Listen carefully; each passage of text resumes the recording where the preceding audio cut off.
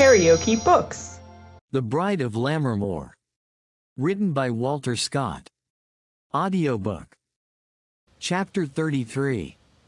This by his tongue should be a Montague. Fetch me my rapier, boy. Now, by the faith and honor of my kin. To strike him dead I hold it not a sin. Romeo and Juliet. Hardly had Miss Ashton dropped the pen, when the door of the apartment flew open, and the master of Ravenswood entered the apartment.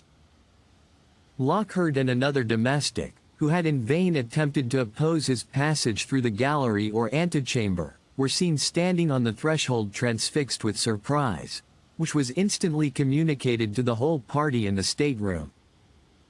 That of Colonel Douglas Ashton was mingled with resentment, that of Bucklaw with haughty and affected indifference, the rest, even Lady Ashton herself, showed signs of fear, and Lucy seemed stiffened to stone by this unexpected apparition. Apparition it might well be termed, for Ravenswood had more the appearance of one returned from the dead than of a living visitor.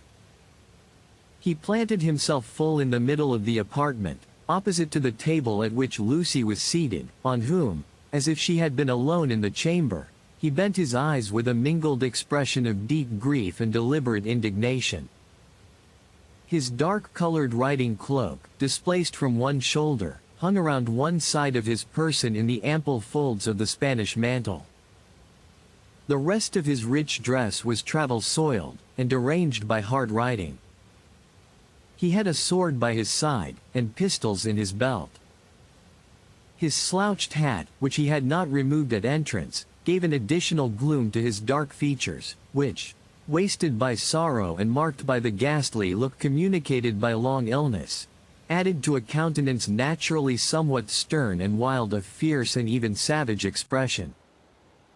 The matted and disheveled locks of hair which escaped from under his hat, together with his fixed and unmoved posture, made his head more resemble that of a marble bust than that of a living man. He said not a single word, and there was a deep silence in the company for more than 2 minutes.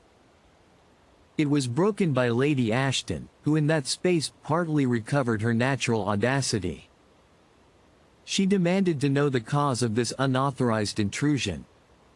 "That is a question, madam," said her son, "which I have the best right to ask, and I must request of the master of Ravenswood to follow me where he can answer it at leisure." Bucklaw interposed, saying, "No man on earth should usurp his previous right in demanding an explanation from the master. Craigengelt," he added, in an undertone, "D.N.ye. Why do you stand staring as if you saw a ghost? Fetch me my sword from the gallery." "I will relinquish to none," said Colonel Ashton, "my right of calling to account the man who has offered this unparalleled affront to my family." "Be patient, gentlemen," said Ravenswood, turning sternly towards them, and waving his hand as if to impose silence on their altercation. "If you are as weary of your lives as I am, I will find time and place to pledge mine against one or both. At present, I have no leisure for the disputes of triflers." "Triflers," echoed Colonel Ashton, half unsheathing his sword, while Bucklaw laid his hand on the hilt of that which Craigengelt had just reached him. Sir William Ashton, alarmed for his son's safety, rushed between the young men and Ravenswood, exclaiming, "My son, I command you, Bucklaw, I entreat you, keep the peace, in the name of the Queen and of the law."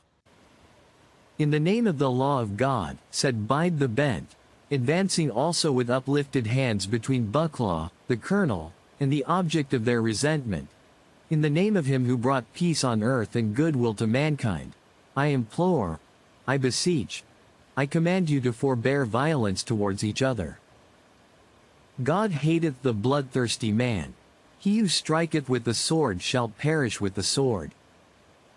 "Do you take me for a dog, sir?" said Colonel Ashton, turning fiercely upon him, "or something more brutally stupid, to endure this insult in my father's house? Let me go, Bucklaw. He shall account to me, or, by heavens, I will stab him where he stands." "You shall not touch him here," said Bucklaw. "He once gave me my life, and were he the devil come to fly away with the whole house and generation, he shall have nothing but fair play. The passions of the two young men thus counteracting each other gave Ravenswood leisure to exclaim, in a stern and steady voice, "Silence! Let him who really seeks danger take the fitting time when it is to be found. My mission here will be shortly accomplished." "Is that your handwriting, madam?" he added in a softer tone, extending towards Miss Ashton her last letter. A faltering "yes" seemed rather to escape from her lips than to be uttered as a voluntary answer. "And is this also your handwriting?" extending towards her the mutual engagement. Lucy remained silent. Terror, and a yet stronger and more confused feeling, so utterly disturbed her understanding that she probably scarcely comprehended the question that was put to her. "If you design," said Sir William Ashton, "to found any legal claim on that paper, sir, do not expect to receive any answer to an extrajudicial question." "Sir William Ashton," said Ravenswood, "I pray you, and all who hear me, that you will not mistake my purpose. If this young lady, of her own free will, desires the restoration of this contract, as her letter would seem to imply, there is not a withered leaf which this autumn wind strews on the heath that is more valueless in my eyes. But I must and will hear the truth from her own mouth. Without this satisfaction I will not leave this spot. Murder me by numbers you possibly may, but I am an armed man. I am a desperate man, and I will not die without ample vengeance. This is my resolution, take it as you may. I will hear her determination from her own mouth, alone, and without witnesses will I hear it. Now, choose," he said, drawing his sword with the right hand, and, with the left, by the same motion taking a pistol from his belt and cocking it, but turning the point of one weapon and the muzzle of the other to the ground. "Choose if you will have this hall floated with blood, or if you will grant me the decisive interview with my affianced bride which the laws of God and the country alike entitle me to demand." All recoiled at the sound of his voice and the determined action by which it was accompanied, for the ecstasy of real desperation seldom fails to overpower the less energetic passions by which it may be opposed. The clergyman was the first to speak. "In the name of God," he said, "receive an overture of peace from the meanest of his servants. What this honorable person demands, albeit it is urged with over-violence, hath yet in it something of reason. Let him hear from Miss Lucy's own lips that she hath dutifully acceded to the will of her parents, and repenteth her of her covenant with him, and when he is assured of this he will depart in peace unto his own dwelling, and cumber us no more." Alas! The workings of the ancient Adam are strong even in the regenerate. Surely we should have long suffering with those who, being yet in the gall of bitterness and bond of iniquity, are swept forward by the uncontrollable current of worldly passion. Let then, the Master of Ravenswood have the interview on which he insisteth. It can but be as a passing pang to this honorable maiden, since her faith is now irrevocably pledged to the choice of her parents. Let it, I say, be this. It belongeth to my functions to entreat your honor's compliance with this headling overture." "Never," answered Lady Ashton, whose rage had now overcome her first surprise and terror. "Never shall this man speak in private with my daughter, the affianced bride of another. Pass from this room who will, I remain here. I fear neither his violence nor his weapons, though some," she said, glancing a look towards Colonel Ashton, "who bear my name appear more moved by them." "For God's sake, madam," answered the worthy divine, "add not fuel to firebrands. The Master of Ravenswood cannot, I am sure, object to your presence, the young lady's state of health being considered, and your maternal duty. I myself will also tarry, peradventure my grey hairs may turn away wrath." "You are welcome to do so, sir," said Ravenswood, "and Lady Ashton is also welcome to remain, if she shall think proper, but let all others depart." "Ravenswood," said Colonel Ashton, crossing him as he went out, "you shall account for this ere long. When you please, replied Ravenswood. But I, said Bucklaw, with a half-smile, have a prior demand on your leisure, a claim of some standing. Arrange it as you will, said Ravenswood. Leave me but this day in peace, and I will have no dearer employment on earth tomorrow than to give you all the satisfaction you can desire. The other gentlemen left the apartment, but Sir William Ashton lingered. Master of Ravenswood, he said, in a conciliating tone, I think I have not deserved that you should make this scandal and outrage in my family. If you will sheathe your sword, and retire with me into my study, I will prove to you, by the most satisfactory arguments, the inutility of your present irregular procedure.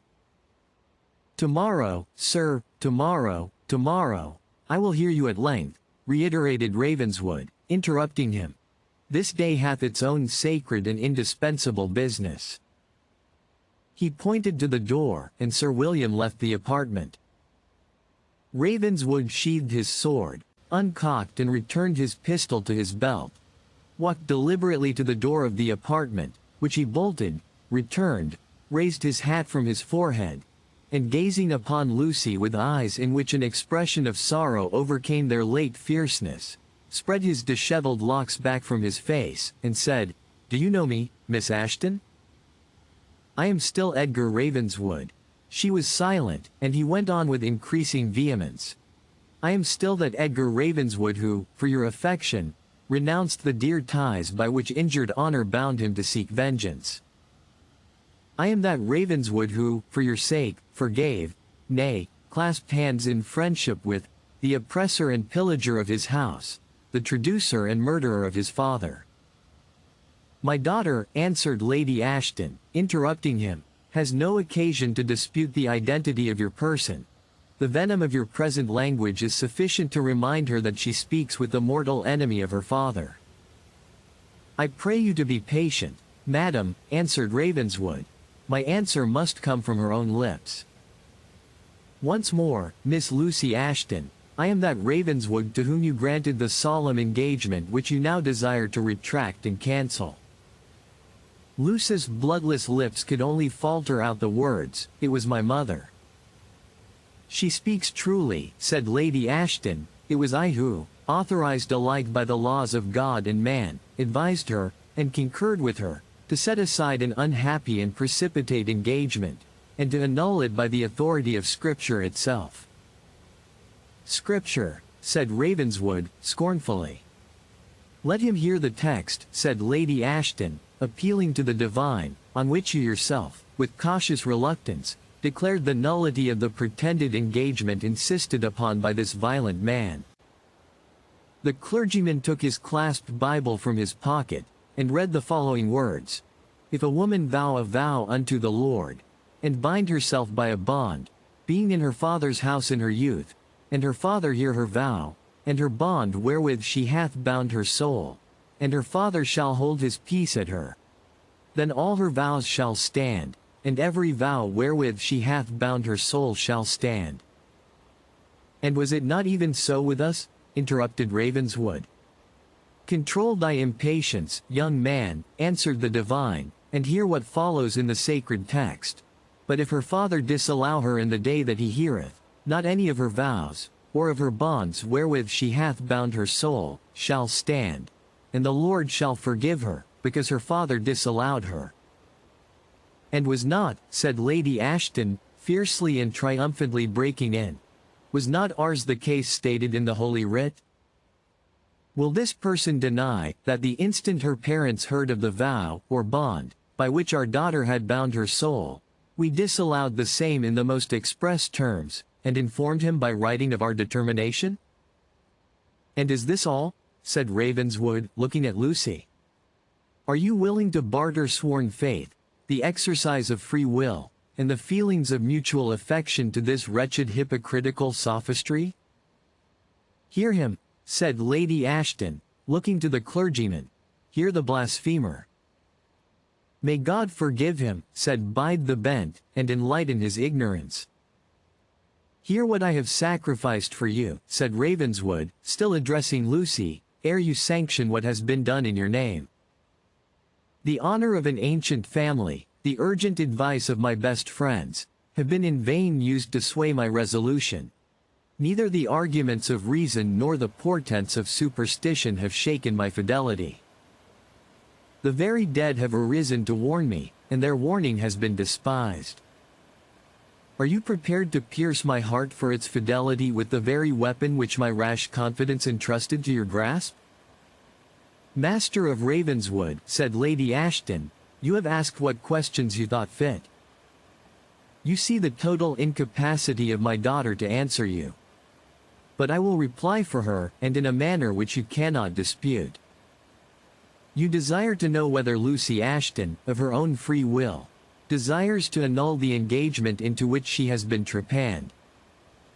You have her letter under her own hand, demanding the surrender of it, and, in yet more full evidence of her purpose, here is the contract which she has this morning subscribed, in presence of this reverend gentleman, with Mr. Haston of Bucklaw.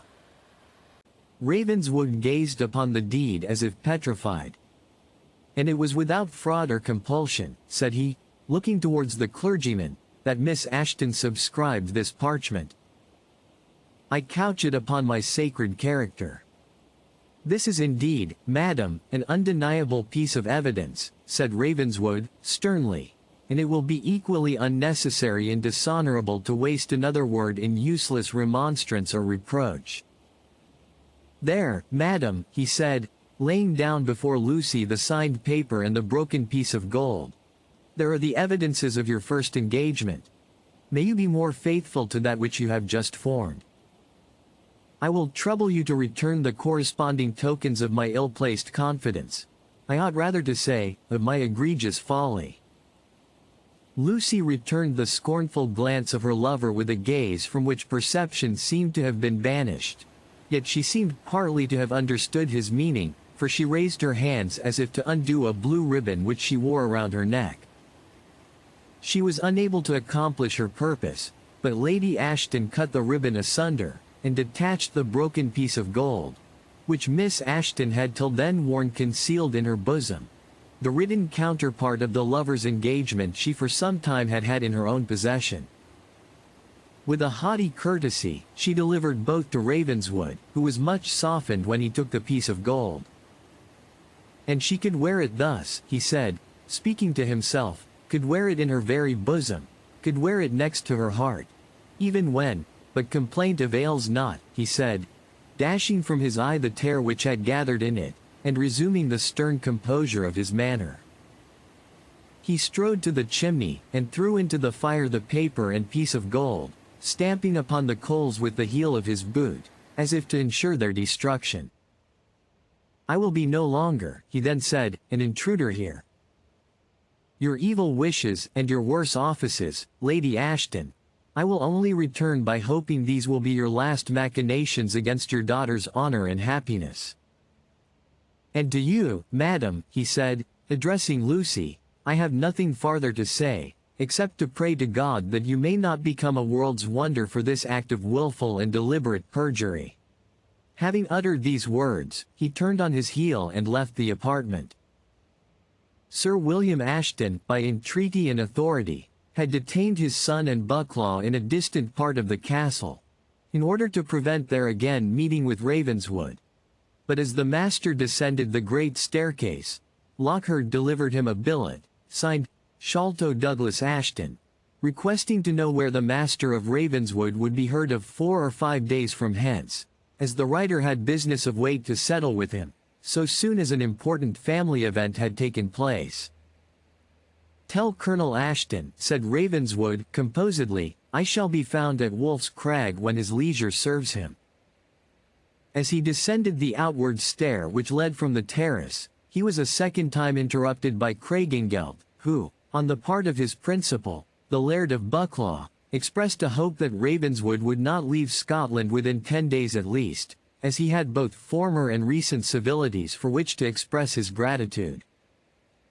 Tell your master, said Ravenswood, fiercely, to choose his own time. He will find me at Wolf's Crag, if his purpose is not forestalled. My master, replied Craigengelt, encouraged by seeing Colonel Ashton and Bucklaw at the bottom of the terrace. "Give me leave to say I know of no such person upon earth, nor will I permit such language to be used to me." "Seek your master, then, in hell," exclaimed Ravenswood, giving way to the passion he had hitherto restrained, and throwing Craigengelt from him with such violence that he rolled down the steps and lay senseless at the foot of them. "I am a fool," he instantly added, "to vent my passion upon a caitiff so worthless." He then mounted his horse, which at his arrival he had secured to a balustrade in front of the castle, rode very slowly past Bucklaw and Colonel Ashton, raising his hat as he passed each, and looking in their faces steadily while he offered this mute salutation, which was returned by both with the same stern gravity. Ravenswood walked on with equal deliberation until he reached the head of the avenue, as if to show that he rather courted than avoided interruption. When he had passed the upper gate, he turned his horse, and looked at the castle with a fixed eye. Then set spurs to his good steed, and departed with the speed of a demon dismissed by the exorcist.